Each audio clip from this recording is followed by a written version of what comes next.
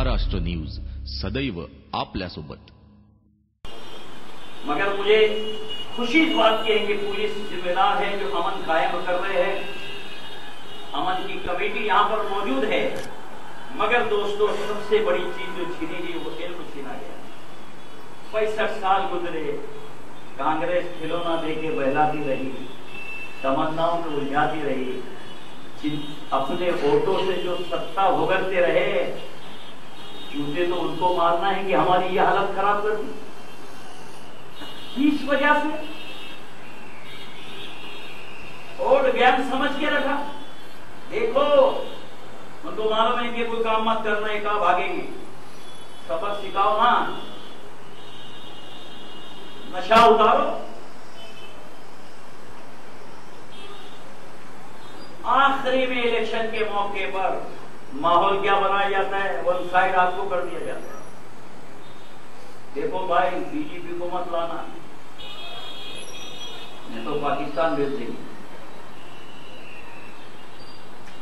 तुम्हारे साथ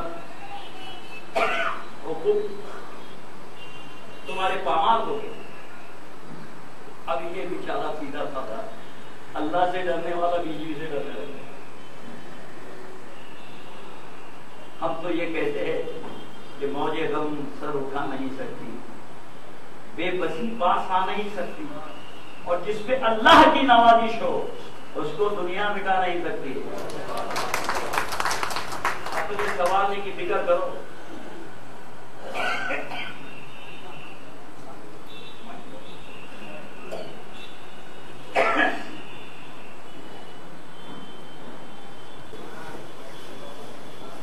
एक चीज तो ये सोच बदलना होगी। और मैं तो ये कहूंगा 4 मिसरों में कि तुमको ऐ दोस्तों रफ्तार जमाने की कसम, तुमको ऐ दोस्तों रफ्तार जमाने की कसम, वक्त के साथ कदम अपने मिलाकर देखो, वक्त के साथ कदम अपने मिलाकर देखो। अपनी सब में मुझे खुश होके बुलाने वालों, अपनी सब में मुझे खुश होके बुलाने वालों, मेरी सब में भी कभी एक बार तो आकर देखो। मेरी दीनी खिदमत भी कम नहीं हुई है। ऐसा नहीं कि मैं बीजेपी में 25 साल से काम कर रहा हूं। 25 साल से अच्छे टॉप पौधों पर मैं रहा, और अल्लाह के फजल से मेरी कदर आरएसएस से लेकर बीजेपी के बड़े लीडरों तक वो मुझे इज्जत की नजर से देखते हैं। आज भी अल्लाह का शुक्र है। और ऐसा नहीं कि मैं कुछ बदल गया हूं। सवाल ये आता है कि ये सियासत तो एक समझौता है, और फिर आप क्यों घबरा रहे भाई, क्यों घबरा रहे? अगर ईमान की जर्रा बराबर भी चिंगारी तुम्हारे हमारे सीने में है, तो ईमान वाला दुनिया को ठोकर मार सकता है, मगर अपने जमीर का सौदा नहीं कर सकता। किसी की ताकत नहीं कि हमारे ईमान को छीन ले, हमको मिटा सके ये जमाने में दम नहीं, और हमसे जमाना खुद है, जमाने से हम नहीं। इसलिए सबसे पहले तो ये सारी चीजें निकालना होगी। सियासत एक समझौता है। इस परवरदिगार ने दुनिया का कयाम रखा तो दुनिया को साइल और मसूल का जरिया बनाया है। यहाँ देश देश चलती है, दो लो लो दो। अगर आप वाकई भारतीय जनता पार्टी को अगर सब मुस्लिम वोट देने लगे ना, जितनी भी चौकड़ी है सब भूल जाएंगे ना, आपको गले लगाएंगे। हुकूमत आई, खट्टे साहब से मैंने पूछा, बहु नाता बहु बोलते हो भाई, कौन सा डिपार्टमेंट लेंगे? अमीर साहब, डिपार्टमेंट मैं क्यों मांगू, खुद आएगी मेरे पास। फिर आपकी चॉइस क्या? कहा मेरी चॉइस है कि मैं माइनॉरिटी डिपार्टमेंट लूंगा। 5 साल माइनॉरिटी की खिदमत करना है मुझे। ये जज्बा कब पैदा हुआ? अभी के इलेक्शन में तो ये हालात थी कि एकनाथराव खड़से साहब को, क्योंकि यूनिटी तोड़ने वाले जरिया बने वो, और फिर सुरेश दादा जयंत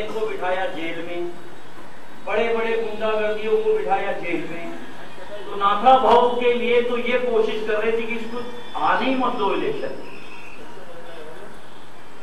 और उसके लिए बहुत प्लानिंग बनाए गए, रुपया बेबहा खर्चा किया गया। मगर उस आदमी ने तकरीर किया जब जीत कर आया, तो उसने कहा कि भाई आप लोगों के ओर से मैं जीत कर आया, मगर आज मैं खुले तौर पे सब मंच के सामने कह रहा हूं कि अगर मुझे मेरे मुस्लिम भाई वक्तों के साथ ना देते तो इस इलेक्शन का मतलब कुछ और ही होता। 95% वोट मुसलमानों ने एकनाथ राव जी को दिए।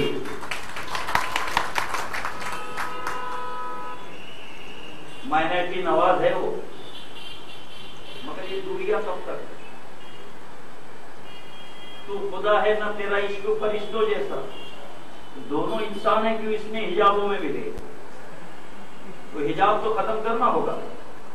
हमारा कोई दुश्मन नहीं, कोई दुश्मन नहीं हमारा सबसे बड़ा दुश्मन नफ्स है, शैतान। इसको रेस कर दो, दुनिया तुम्हारे कदम चूमेगी इंशाअल्लाह। ये क्यों भूले है? मायूस मुसलमान हो, फिरौन की गोद में बबांगे तोहल पाल के बताया हजरत मूसा को, क्या उस खुदा से भरोसा उड़ गया? तातार की वो तारीख कि है अया यूरिश तातार के काशानों से, और पालवा मिल गए काबे को सनम खाने से। कभी कभी खुदा बातिल से भी अपने काम करा लेता है। तो फिर ये छोटी सोच के साथ क्यों जीते रहे पैसे का? आईना बता दिया सज्जन ने, ये कौम इतनी पिछड़ गई इल्मों में, आर्थिक परिस्थिति में, समाजीकरण में, आदिवासी से आगे बढ़ गए, ये कौम पीछे हो गई। सोचने की बात है। और मुझे दुख इस बात का है कि इतनी कसीर आबादी के शहर में आज तक हम जिनको वोट देते रहे, अफसोस उन्होंने आज तक हमारा काम नहीं किया। मगर हमने जिनको वोट दिया उन्होंने सारे माइनॉरिटी के कामों की गंगा बहा दी। कोई हमारे तालुके में ऐसा कोई शहर नहीं, कोई देहात नहीं जहां मुस्लिमों के कब्रिस्तान को कंपाउंड वॉल नहीं। जिले के अंदर 14 हाई स्कूलों को परमिशन दिलाया। जिले के अंदर तालुके में 200 मुस्लिम बच्चों को नौकरी से लगाया। कई मस्जिदों के मसलों को हल किया और कहा माइनॉरिटी कुछ नहीं चाहती, ये तुमसे कुछ नहीं मांगती, ये अपने छोटे छोटे मसाइल मांगती है, इसको पूरा करना जरूरी है। तो कहा देखो, यहां तुम कोई योजना शासन की ला रहे, व्यायामशाला हो और उसके अलावा कोई और योजना, सड़कें बनाना है, ये बनाना है, तो जिस तरह फंड तुम दूसरों को दे रहे हैं उस तरह मुस्लिमों को भी फंड दिया जाए। ये कब हुआ? 2 कदम हम भी चले। क्या अमीर साहब बदल गया, टोपी बदली, लिबास बदला, ईमान बदला, लोकसभा का इलेक्शन लड़ती, लोकसभा का इलेक्शन लड़ा मैंने, और इस लोकसभा के इलेक्शन के बाद में मैंने रिजल्ट का, यानी कहना चाहिए कि रिजल्ट के सुनने का भी टाइम नहीं रखा, और लोकसभा का इलेक्शन होते ही पहली बार अपनी का जमात में मस्तूरात की मैं 2 महीने लगाकर आ गया। वहां फोन पर आए कि अपनी सरकार आ गई। तो फिर क्या खतरा है भाई? अगर उनकी नीयत में खोट होता तो पहली बार आजादी के बाद सारे सभा चढ़ाते। मना वकील से पूछो, ये हलफ लेती थी कांग्रेस राष्ट्रवादी, कुर्सी चाहिए कि समाज चाहिए, तो एक कुर्सी दे दो, समाज से हमको क्या लेना देना है। मगर पहली बार बहुत सियार आ रहे थे पेशकश, खरसे साहब बैठे और कहा भाई कोई समिति बनो ना बनो, कुछ बने ना बने, अपने अमीर साहब को पहले लाल बत्ती दिला। फिर क्या करते, देवेंद्र फडणवीस के पास गए कि अमीर साहब को मैं डिक्लेयर कर रहा हूं माइनॉरिटी कमीशन का चेयरमैन। उसने भी कहा अरे अपने पास अमीर साहब जैसा सज्जन आदमी है ही क्या।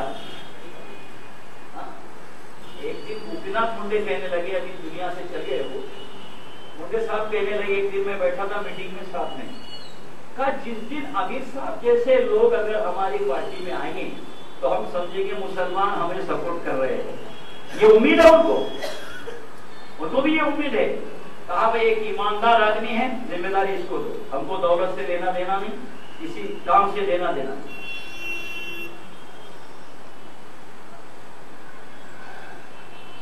उसके बाद में मुझे माइनॉरिटी कमीशन का चेयरमैन डिक्लेयर कर दिया गया और मुझसे कहा गया कि अमित साहब माइनॉरिटी डिपार्टमेंट तुम्हारे लिए लिया था मैंने, अब तुम पर ज्यादा जिम्मेदारी है, तुम इसको संभालो, हमें तुमसे बहुत उम्मीदें वाबिस्ता है। जिम्मेदारी माइनॉरिटी कमीशन मामूली बात नहीं है, कैबिनेट मंत्री का दर्जा है, दिवाली कोड के सारे इख्तियार मुझे दिए गए हैं। माइनॉरिटी पर कोई जुल्म हो रहा है, कोई भेदभाव हो रहा है, इनकी तरक्की और फलाह बहबूदी में कोई रुकावट बन रहा है, आप मेरे पास कंप्लेन करो, इंशाअल्लाह सिपाही से लेकर कमिश्नर को सम्मन भेजकर मैं अपनी अदालत में हाजिर कर सकता हूं। हमने काम शुरू कर दिया। पहली मीटिंग सियादरी में हुई हमारी, नकवी साहब के साथ, खड़से साहब के साथ हमारे से मीटिंग। हमने कहा कि भाई राजेंद्र सच्चर की रिपोर्ट सामने है, माइनॉरिटी के लिए आपने ऐलान कर दिया कि हाई स्कूल कॉलेज को परमिशन देंगे। अब मेरी सरकार से गुजारिश है कि अगर माइनॉरिटी को आप परमिशन दे रहे हैं तो 100% ग्रांट के साथ परमिशन दो। और मैंने बोला मौलाना आजाद, ये जो फाउंडेशन है इसमें 15 करोड़ से 1500 करोड़ से क्या काम चलने वाला है? 15 करोड़ से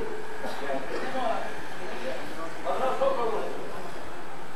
तो उन्होंने कहा कि भाई ऐसा करते हैं, हम अभी ऐलान करते हैं अभी साहब, अभी हम मौलाना आजाद फाउंडेशन के लिए 100 करोड़ का ऐलान करते हैं। दूसरे विकास है, माइनॉरिटी की गलियां है, हॉल है, वगैरह वगैरह के लिए, वहां भी 1500 का मसला था। हमने कहा साहब बढ़ाना होगा, माइनॉरिटी का मसला है, अखबार में पढ़े होंगे 3000 करोड़ का ये सरकार ने ऐलान कर दिया। और फिर कहा कि भाई आज तक माइनॉरिटी परेशान थी, इनके ना कोई कॉलेज थे ना कोई हाई स्कूल थी, अब हम ये ऐलान कर रहे हैं कि माइनॉरिटी के लिए सरकार की तरफ से लड़कियों के लिए भी हॉस्टल बनाए जाएंगे जिसमें 100 लड़कियों के बेड होंगे और उसमें सिर्फ औरतें ही उस हॉस्टल को संभालेंगी। लड़कों के हॉस्टल होंगे, उसमें जो है गवर्नमेंट की तरफ से आदमी सभी जो है हमारे डिपार्टमेंट, गवर्नमेंट के डिपार्टमेंट से हम लोग भेजेंगे। और हमने तय कर लिया है कि हम माइनॉरिटी को पॉलिटेक्निक कॉलेज और उसके साथ में मेडिकल कॉलेज का परमिशन दे रहे हैं। सरकार खुद मेडिकल कॉलेज बनाएगी और खुद ही पॉलिटेक्निकल कॉलेज बनाएगी और उसमें 51% माइनॉरिटी को रिजर्वेशन दिया जाएगा।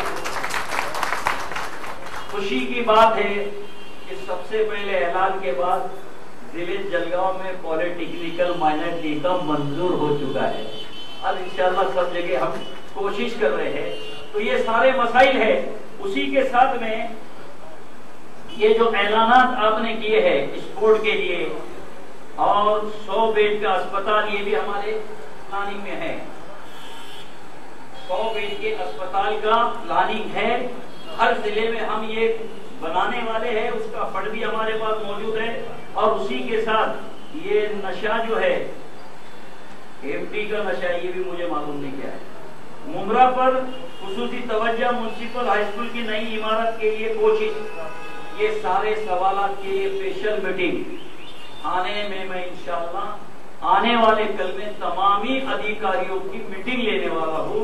उस मीटिंग में कलेक्टर भी होंगे, एसपी भी होंगे और जितने डिपार्टमेंट है सभी रहेंगे वहां पर और उनके सामने खुले तौर पर इन मसाइल के बारे में पूछूंगा भी और उनके हल की कोशिश भी करूंगा इंशाअल्लाह। और इसी के साथ में बस इतना ही कहूंगा कि भाई ये बड़ी खुशी की बात है, आप एकनाथ राव खड़से को भी इज्तिमाई तौर पे मुबारकबाद दे सकते हो, देवेंद्र जी को दे सकते हो और इंशाअल्लाह ताला मसले तो सब अपने हल हो ही जाएंगे। इंशाअल्लाह कोशिश करते रहेंगे। खिज़ा के दौरे तसलसल से हम नहीं मायूस, करेंगे जहद मुसलसिल बाहर लाने की। आपकी दुआएं साथ रहे माशाअल्लाह ताला, और उसी के साथ आप मुझे सारे काम के सजेशन देते रहे। अल्लाह ने चाहा आने वाले कल में अल्लाह पाक उनके भी दिलों को नरम करे। माइनॉरिटी के बारे में फिक्रमंद जरूर है, मगर 2 कदम अगर सरकार चलना चाहती है तो 2 कदम हम भी तो चले, ये दीवारों को खत्म कर दे। कुछ भला नहीं किया है कांग्रेस, अल्लाह मियाँ का अज़ाब आया। ये सब चाबी ऊपर से चलती कि नीचे से चलती, बोलो? हाँ, ऊपर से चलती। कांग्रेस ने सीधी सादी कौम के साथ में जो खिलवाड़ किया, जुल्म और सितम, कई बच्चे बेगुनाह जेल के कोठरियों में बंद, धारी तरक्की से रुकावट, ये समाज को पिछड़ा कर दिया। अल्लाह को तरस आया कि ये तो सुधर नहीं रहे, पर इनको सुधार देता हूँ। ऐसा इनकी बदतमीजी का एक जन्नाटेदार थप्पड़ पड़ा कि हिंदुस्तान में या अपोजिशन में बैठने के लायक भी नहीं है। और यहाँ भी हाल ऐसी है, आवाम तब्दीली चाह रही है, सब्स्टिट्यूट अच्छा होना चाहिए। तो भाई ये एक चीज है कि किसी से भी, मुझसे हो या कोई सरकार से हो, अगर आप कोई चीज मांगना चाह रहे हो और कोई चीज पेश जो है तलब करना चाह रहे हो, तो बदगुमानी के साथ तो मददें उड़ जाती है। जरा अच्छा गुमान भी रखो। हमें तो अच्छे गुमान की हिदायत की गई है, और हमने तो ये दुनिया को पेश किया है कि हमने दुश्मनों के हक में भी दुआएं मांगी है। दोस्तों का तो अलग ही सवाल है, मगर इस कौम को अखलाक की तरबियत ज्यादा दो, तालीम की तरफ मुतवज्जे कराओ, और दीनी दुनियावी तालीम से आरास्ता करो, और माशाअल्लाह अखलाक का मिशन और अमन और सलामती का मिशन कायम करो। इसको एक हमारे किरदार थे कि रह के बंगलों में भी अखलाक ना भूले अपना, घर से जाने दिए सड़कों पे उजाले हमने हर दौर में इंसान से मोहब्बत की है। दौलत आई है तो कुत्ते नहीं पाले हमने, हर दौर में इंसान से हमने मोहब्बत की है। सारी मानव जाति एक ईश्वर की अयाल है, हर इंसान पे लाजिम है, और खुसूसन हम पे लाजिम है कि अल्लाह की इस अयाल के साथ अच्छा सलूक रखे, मोहब्बत को बिखेरे, नफरतों को निकाले, कौम में अखलाकी जो है अखलाक और किरदार को कौम के अंदर संवारने की मेहनत करे, अपने ईमान के बनाने की मेहनत करे, इल्म को हासिल करने का एक मिशन चलाए, और अमन को कायम करे। अरे कोई कुछ भी करता है, हम अपनी तरफ से, हमको डिफेंस सिखाया गया है, एहतजाज की बजाय हम कानून को हाथ में ना ले, बल्कि मेमोरेंडम पेश करे, हुकूमत के सामने आए, डरने की जरूरत नहीं। इंशाअल्लाह आने वाला कल मैं ये कहता हूँ, सबका साथ और सबका विकास होगा, मगर कब होगा? दोनों तरफ से आग बराबर लगी रहे। जिनाएंगे और हमारे करीब आपको आना होगा। अस्सलाम वालेकुम वमा अलैना इल्लल बलाग।